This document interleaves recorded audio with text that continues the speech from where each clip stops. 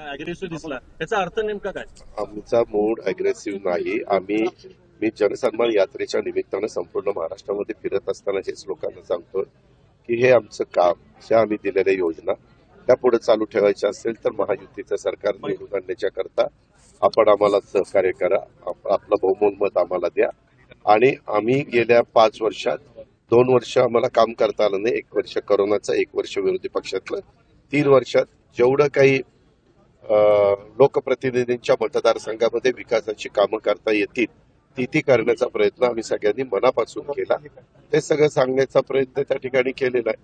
आणि इथं येत असताना आमची भूमिकाच मुळात सुसंस्कृत महाराष्ट्राला कशा पद्धतीनं राजकीय लोकांनी वागलं पाहिजे, बोललं पाहिजे याची शिकवण स्वतः चव्हाण साहेबांनी दिली. माझ्याकडनं एक जरा चूक झाली होती मागे कधी बोलताना, तर त्याच्या मी त्या प्रायश्चित्त पण तिथे येऊन दिवसभर त्या ठिकाणी घेतलेलं होतं.